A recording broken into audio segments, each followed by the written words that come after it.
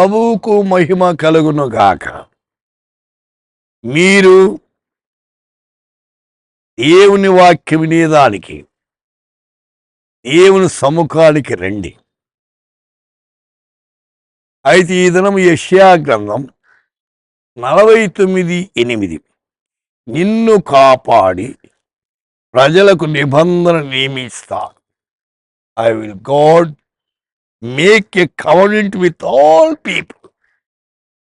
मैं तेरी रक्षा करके तुझे लोगों के लिए एक वाचा ठहराऊ.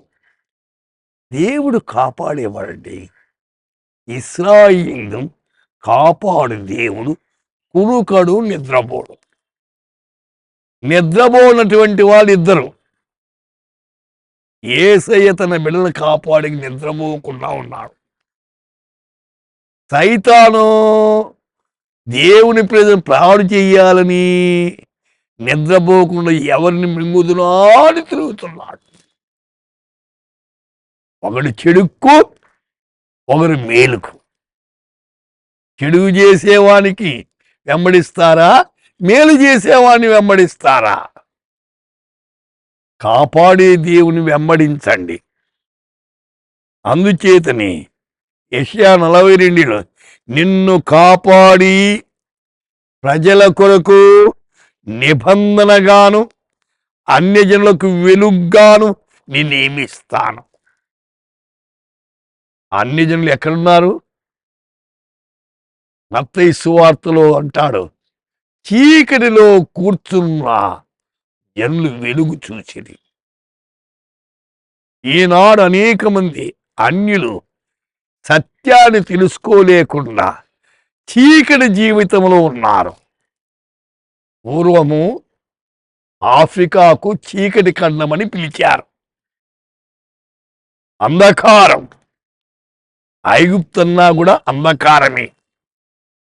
అయితే చీకటి జీవితం పౌలన్నాడు, పూర్వమందు మీరు చీకటి ఉంటిరి, ఇప్పుడైతే ప్రభునందు వెలుగై ఉన్నారు. ప్రభు నెలక ముందు మానవ జీవితాలని చీకటేనండి. అయితే ప్రభు నెరిగిన తర్వాత చీకటి పారిపోతుంది. వెలుగుమయంగా జీవిస్తారు.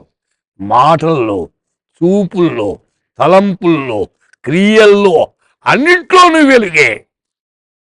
అసలు దేవుని వాక్యమే వెలుగు. హెబ్రీ 2:15 జీవితకాలమంతా మరణ భయము చేత దాస్యం లోబడిన వారిని విడిపిస్తాడు. సోదరి, సోదరుడా, ఏ పాపదాస్యంలో ఉన్నావు? ఆయన విడిపించేదానికి సిద్ధంగా ఉన్నాడు.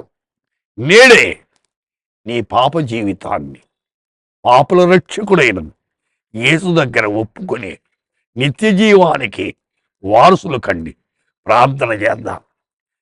ప్రేమామయుడా, ఎంతమంది చీకటి జీవితంలో ఉన్నారు? వారి చీకటి జీవితాన్ని తొలగించుకొని వెలుగు జీవితమైనటువంటి మీలో నడిచేదానికి కృప ప్రసాదించమని యేసు నామమున ప్రార్థిస్తున్నాము తండ్రి. ఆమేన్.